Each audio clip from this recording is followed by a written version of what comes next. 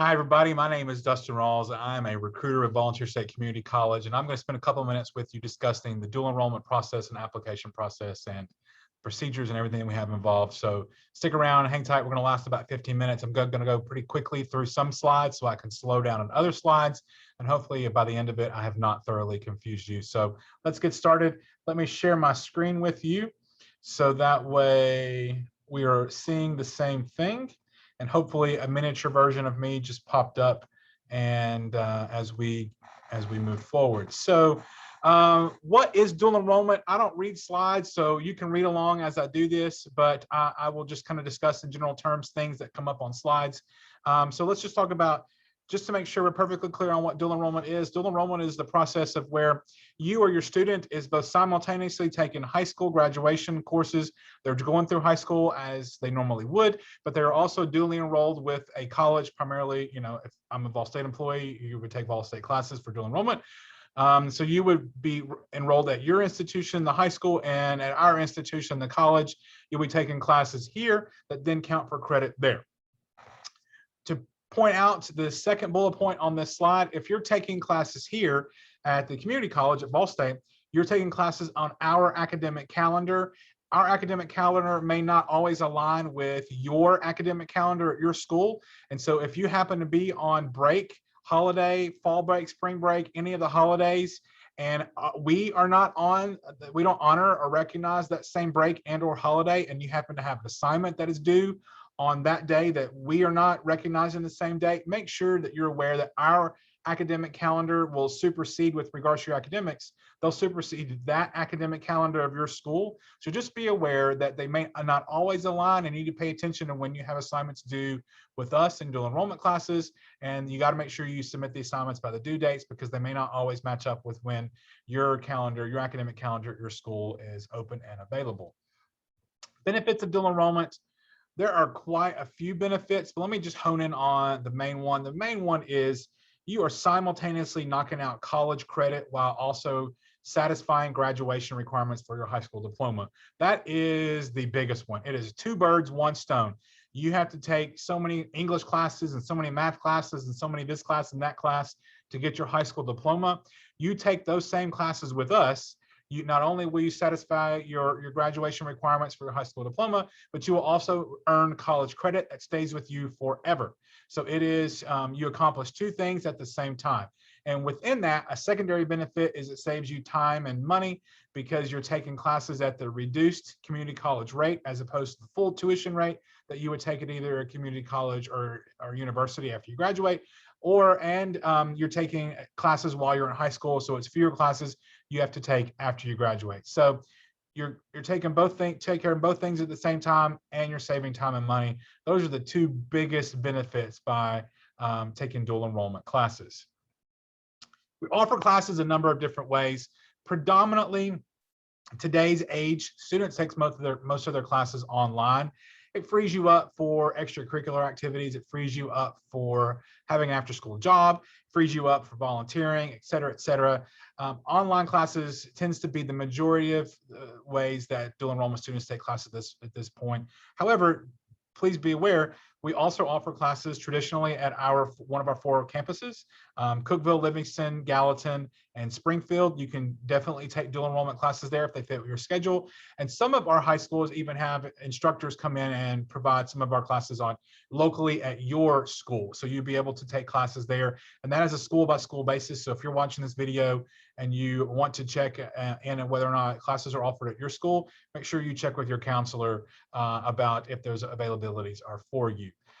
Speaking of talking with your counselor, one of the first things that I want to discuss when it comes to eligibility requirements, because you have to meet certain requirements to take dual enrollment classes.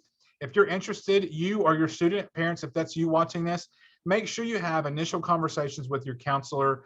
One, to make sure you meet eligibility requirements, but two, just to make sure it is the right fit. I mean, even though some students may technically, quote unquote, be eligible for the program, counselors have the ability to understand the nuances of being a dual enrollment student and can really speak to whether or not they feel confident that the student would be comfortable and successful taking dual enrollment classes. So you want to make sure you've had those conversations with counselors and school professionals to make sure that it appears as though your student is going to be successful, your student is going to be successful in taking classes. But eligibility requirements, you have to meet certain requirements to take a dual enrollment class. Let me start with the one up on the screen that is the third row in this graphic you have up. The third row, if you have a 3.6 cumulative unweighted GPA, you are completely eligible to take dual enrollment classes. You don't need to take an ACT or an AccuPlacer. There's nothing additional you need to do. You're ready to go. Your counselor can sign off and you can do the paperwork that I'll talk about in a second, and you're ready to take classes. If you have earned at least a 3.0 cumulative unweighted GPA, then you are eligible for the next step, and that is either you can have the required ACT scores that are up on your screen, that is the 18, 19, 19, and English writing, reading, and math, respectively, or the AccuPlacer at 250 across the board, also for English writing, reading, and math, respectively. In order to be able to sit for the ACT or use the ACT or AccuPlacer, again, you have to have a minimum 3.0 unweighted GPA. If you have that 3.0, you can use the ACT or AccuPlacer to make yourself dual enrollment eligible. But if you have that 3.6, you're good to go. Just be aware the bottom two things on this slide is if you are planning on taking classes in either a spring or a fall semester and you have taken the ACT or the AccuPlacer and you didn't earn the required scores and you're retaking a test in order to hope to become dual enrollment eligible, that's fine. We must have received your test results for the fall semester by June 30th and for the spring term by December 31st every year. So those dates don't change. Make sure that you have submitted your results to us by then, so that way we can get those test scores in there for you to take classes. As always, as I mentioned, have a conversation with your counselor. Your parents have to approve you taking classes. Make sure you've had conversations with your parents.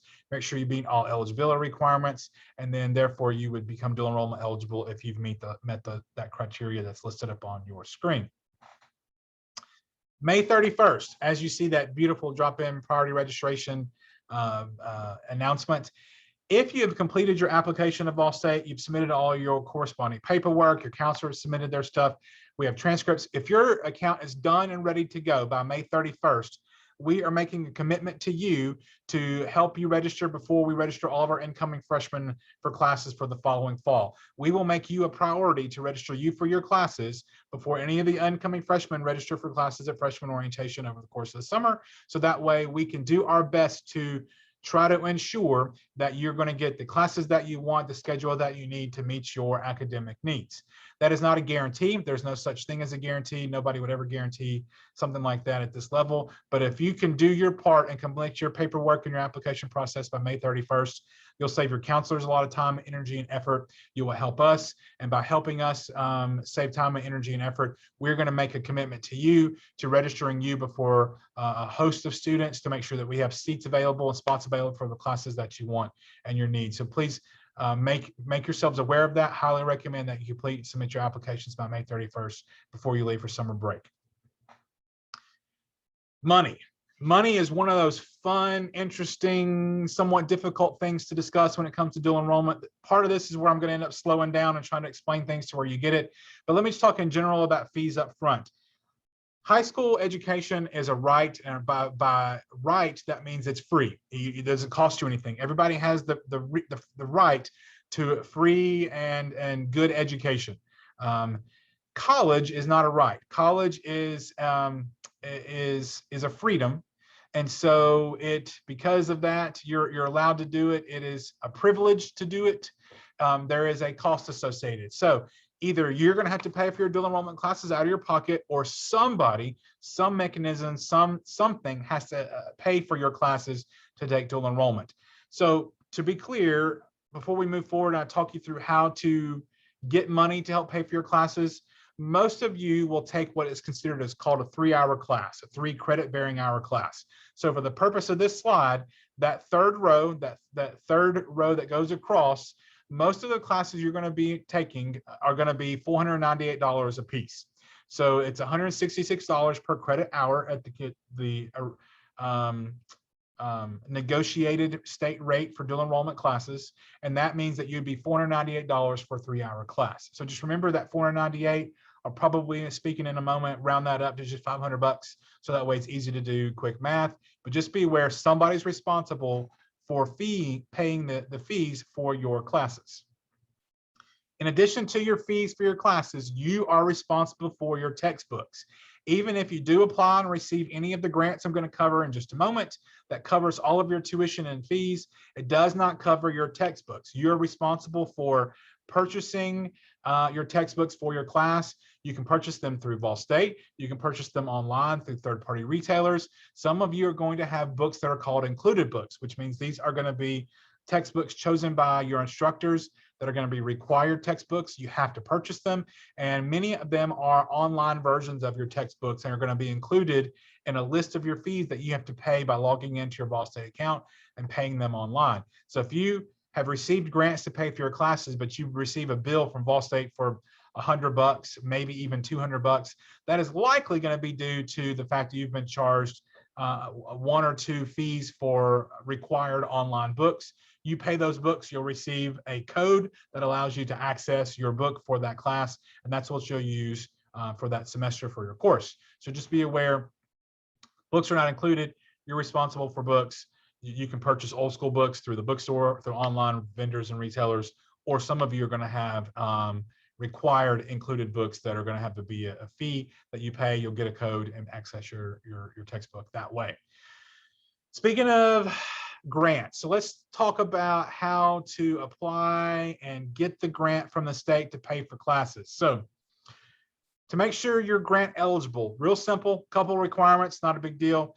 You have to have lived in Tennessee for at least 1 calendar year. You have to be at least a junior level status. If you are not a junior level yet, you can take dual enrollment classes, but you have to pay out of pocket for them. There is no grant available for you unless you're a junior level status. And then finally, you have to obviously meet the eligibility requirements to enroll in the dual enrollment program through Ball State.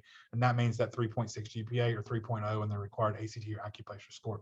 So again, to receive the grant, live in Tennessee for a year, got to be a junior, got to meet the eligibility requirements for the school. If you meet those requirements, all you have to do is apply and you will receive the grant.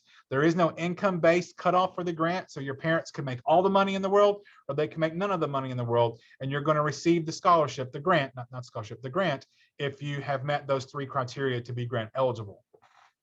Once you apply for the grant, you receive the grant will pay for your first 4 classes in full, okay? So it'll pay for all 4 classes. And the next slide, I'll talk about what happens after class 4. There's a bunch of different options, but just for this slide and this purpose, you apply for the grant, you meet the 3 requirements, you'll receive the grant will pay for your first 4 classes, and you'll go to tn.gov/collegepays. That is where you'll apply for your grant. The Tennessee Student Assistance Corporation, TSAC, is where you'll receive the grant to pay for your first 4 dual enrollment classes for free. Okay, here's what happens after class number 4. You can see up on your slide now is you can continue to take dual enrollment classes after your 4th class. At that point, if you're going to continue taking primarily general education classes that are intended to transfer to a university and count towards a bachelor's degree, you're probably going to want to tap into your Future Hope scholarship money to take as many of those dual enrollment classes while you're here to reduce the time and the amount of classes you have to take at the full university or community college fee rate, okay? If there are some classes that are considered a GIVE grant class, GIVE stands for the Governor's Investment in Vocational Education. If you're going to take some dual enrollment classes that are covered by the GIVE grant, your classes 5 through 8 could also potentially be free. The GIVE grant will pay of $510 per class that is covered by the GIVE grant, all the classes offered through the GIVE grant, and therefore your classes 5 through 8 would be free if you chose to take additional dual enrollment classes that were provided, that were offered on that list of classes I'll cover in just a second. If you're going to continue to take classes after that, classes 9 and 10, there is no GIVE grant available for 9 and 10. You have to borrow from your Future Hope scholarship money. You can borrow up to $100 per hour, and that makes all those borrowing classes from your Future Hope money $198 because you can borrow up to $100 per hour in class that you're enrolled, which means it's $300 off per class, which means each class would cost $198. I hope I haven't thoroughly confused yourself. You can stop this video, read through the slides on this screen, read through the rows. But again, classes 1 through 4, free through TSAC.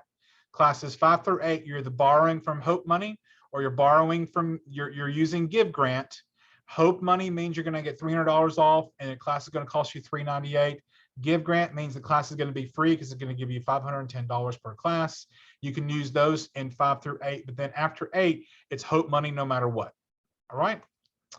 These are some of the classes offered that are covered by the Give Grant. So again, I'm not going to spend a lot of time on the video. Pause your video. You can read through the classes, but take advantage of some of these classes interest you. You can use the Give Grant to be able to pay for classes 5 through 8 for your money. Additional ways to save money is if you or your parents, your parents are employees of the state, employees at a local high school, college or university, you can receive a 25% discount on tuition and fees. We also have available a deferred payment plan. So that way you can pay 50% of your tuition down and divert the other 50% of your tuition up over 2 equal payments. So if you owe $500, you put $250 down, then you make a $125 payment a month later, and then another $125 payment a month after that. If you're going to use the fee waiver discount program because your parent's an employee of the state, they need to contact their human resources, get a form of employment verification. They share that form with us, and then we apply a 25% discount to your account. A lot of thing about money. Money's a big deal. It kind of gets simple at this point. If you're interested and you want to, the application process is pretty straightforward. You go to volstate.edu/apply, volstate.edu/apply. You're going to apply as a dual/joint enrollment student. Pretty straightforward. The application's free. Take you 15 minutes to complete. Once you've completed your application, make sure that you use a personal email address in there that you're going to check frequently. You're going to get an email at that personal account on your application within 24 to 48 hours. It says, congratulations, we've received your application at Ball State. Here are the steps that you need to do to access your Ball State account and therefore your Ball State email account. You're going to want to do that because there's going to be an email in your Ball State account, your Ball State email, that is your digital forms for enrollment in the dual enrollment process. So you need to pay attention to your personal account within the first 48 hours after you apply, so you can get instructions on how to access and activate your account and your Vol State email account, so you can get started on your dual enrollment dynamic forms shortly thereafter to complete your process, particularly before that May 31st deadline. I think that's about everything that I wanted to cover, from eligibility requirements to the money to admissions in a 18-minute video or so. It's a lot of information fast. I'm sure you're going to have additional questions, information. Please reach out and contact us at admissions@volstate.edu or 615-230-3688. Again, that's admissions@volstate.edu or 615-230-3688. Thank you so much for your time, and we look forward to serving you and helping you be successful in your dual enrollment classes at Vol State. Thanks so much. Have a great day. That was better.